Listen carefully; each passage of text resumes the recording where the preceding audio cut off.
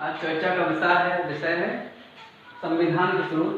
तात्पर्य यह है कि भारतीय संविधान में किन किन चीजों को अन्य संविधानों से शामिल किया गया है। तो यहाँ पे देख ले रहे हैं। तो भारतीय संविधान के स्रोत में 2/3 भाग 1935 के भारत शासन अधिनियम से दिया गया। तो संविधान के स्रोत, संविधान जो हमारा भारतीय संविधान बना हुआ है उस पूरे संविधान का 2/3 भाग अकेले 1935 के भारत शासन अधिनियम से मिलके बना हुआ है। और जो 1/3 भाग है, 1/3 भाग है वो अन्य देशों से मिलके बना हुआ है। ठीक है, तो अन्य देशों के बारे में चर्चा कर ले रहे हैं। ठीक है, कि भारतीय संविधान के स्रोत में 2/3 भाग संविधान जो है 1935 के भारत शासन अधिनियम से मिलकर बना है और 1/3 अन्य देशों से मिलकर बना है। मतलब अन्य देशों के संविधान से वो महत्वपूर्ण चीजें ली गई हैं। ठीक है, तो यहाँ पे देखते हैं कि किन किन देशों से भारतीय संविधान में उन चीजों को सम्मिलित किया गया है। ठीक है, तो सबसे पहले बहुत सारे देश हैं। अब यहाँ पे चर्चा ये है कि बहुत बार पढ़ चुके हैं हम कि अमेरिका से क्या क्या लिया गया है, जापान से क्या क्या लिया गया है, ऑस्ट्रेलिया से क्या क्या लिया गया है, दक्षिण अफ्रीका से क्या लिया गया है, ब्रिटेन से क्या लिया गया है।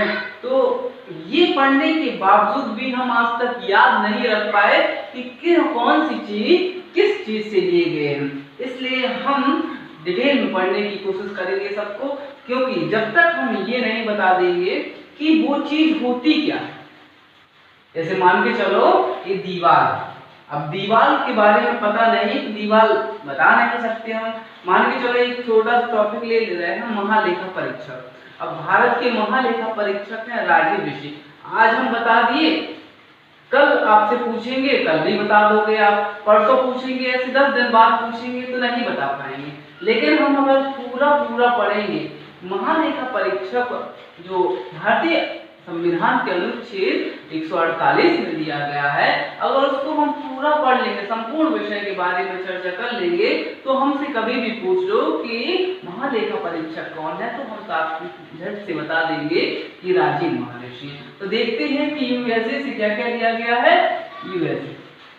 यूएसए से बहुत सारी चीजें ली गई हैं, जिसमें सबसे पहला लिया गया है लिखित संविधान। क्या लिया गया है? लिखित संविधान लिया गया है। अब लिखित संविधान कैसे लिया गया है? देखो क्या रहता है कि हमारा संविधान मौखिक हो या लिखित रूप से, इसकी हमें प्रेरणा कहाँ से मिली है? अमेरिका के संविधान से मिली है। मतलब अमेरिका का संविधान जो था वो सबसे पहले ऐसा लिखा हुआ संविधान था। तो यहाँ से क्वेश्चन क्या क्या पूछे जाते हैं? क्वेश्चन पूछे जाते हैं कि दुनिया का सबसे छोटा लिखित संविधान क्या है। सो दुनिया का सबसे छोटा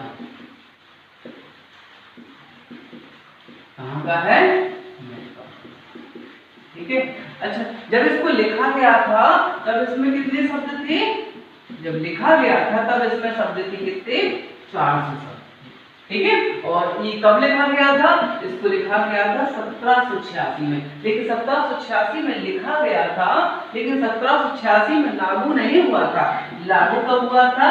1789 में। और दूसरा यहाँ पे है कि दुनिया का सबसे बड़ा संविधान कहाँ पे है? तो दुनिया का सबसे बड़ा संविधान सभी को पता है, दुनिया का सबसे बड़ा संविधान है कहाँ का है? भारत का। ठीक है, तो लिखित का मतलब लिखित रूप से हर एक चीज क्या है? लिखी हुई है। तो दुनिया का सबसे छोटा संविधान अमेरिका का, शब्द कितने? 400। 1786 में लिखा गया था, लेकिन लागू कब हुआ था? लागू हुआ था 1789 में। और सबसे बड़ा कब है? भारत का संविधान है। और ये कब तैयार हो गया था? ये हो गया था 26 नवंबर 1949। और सभी लोग भली भांति जानते हैं कि लागू कब हुआ था?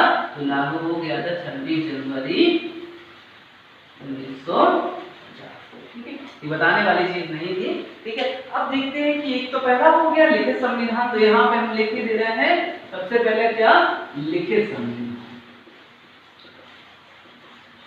क्या हो गया, लिखित संविधान। ठीक है, दूसरा टॉपिक है, महत्वपूर्ण टॉपिक है कि संविधान की सर्वोच्चता। क्या है, संविधान की सर्वोच्चता। अब यहाँ पे देख रहे हैं संविधान की सर्वोच्चता का मतलब क्या है। संविधान की सर्वोच्चता का मतलब है कि इस पूरे भारत में सरकारें हो, कार्यपालिका हो, न्यायपालिका हो, संसद है, लेकिन सबसे ऊपर कौन रहेगा, संविधान रहेगा।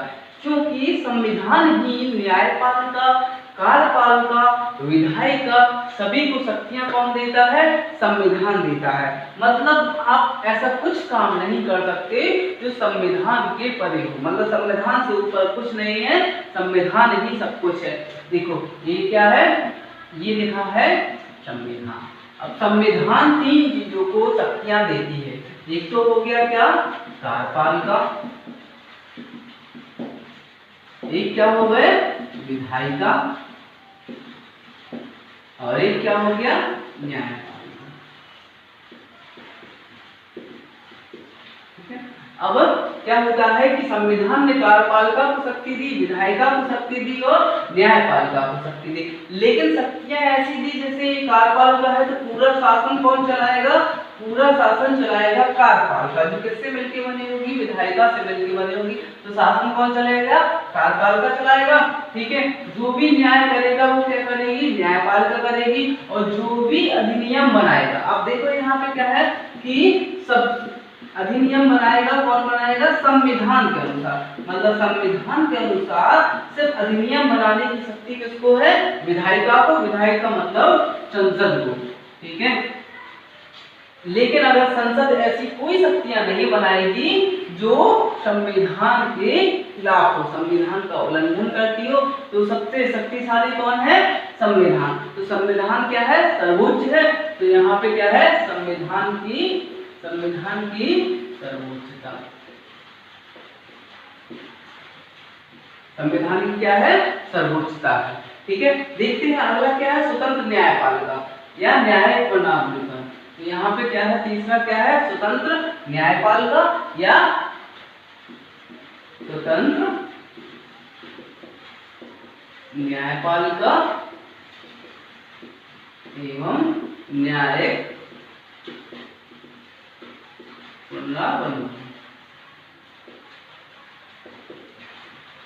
ठीक है, तात्पर्य इसका आप देख ले रहे हैं, संविधान की सर्वोच्च, संविधान की सर्वोच्चता में क्या है, सबसे ऊपर क्या है, संविधान है। संविधान के नीचे कार्यपालिका है, विधायिका और न्यायपालिका। अब यहाँ पे स्वतंत्र न्यायपालिका का मतलब क्या है कि न्यायपालिका किसी के दबाव में कोई फैसला नहीं सुनाएगी। स्वतंत्र न्यायपालिका का मतलब क्या हो गया कि स्वतंत्र न्यायपालिका का मतलब हो गया कि न्यायपालिका किसी के दबाव में फैसला नहीं सुनाएगी, जो सही है उसी पर फैसला सुनाएगी। और यहाँ पे एक चीज बताई थी अभी, अधिनियम बनाने की शक्ति किसको है, विधायिका मतलब संसद को है। अब संसद ऐसा कोई अधिनियम बनाती है जो मूल अधिकारों के खिलाफ है या मूल अधिकारों से छेड़छाड़ करता है, तो फिर न्यायपालिका क्या करेगी, उसमें विरोधाभास करेगी और न्यायिक पुनरावलोकन करेगी। मतलब उन मूल अधिकारों की चेक करेगा या फिर उसकी समीक्षा करेगा कि यह किसी मूल अधिकारों का उल्लंघन तो नहीं कर रही, किसी के मूल अधिकारों को छेड़ तो नहीं रही है। तो क्या करते हैं, स्वतंत्र न्यायपालिका न्यायिक पुनरावलोकन कहाँ से लिया गया है, ये भी अमेरिका से लिया गया है। तो लिखे संविधान मतलब लिखा हुआ संविधान है। संविधान की सर्वोच्चता मतलब संविधान के ऊपर कोई नहीं है, चाहे सरकार हो, चाहे पुलिस हो, चाहे प्रशासन हो, चाहे न्यायपालिका हो, कोई भी जज हो, सुप्रीम कोर्ट, हाई कोर्ट, संविधान के ऊपर कोई नहीं है। इनको सबको शक्तियां कहाँ से मिलती हैं, संविधान से मिलती है। और संविधान को शक्ति कहाँ से मिलती है, संविधान को शक्ति मिलती है हमसे मतलब जनता से, आपसे मिलती है, हमसे मिलती है।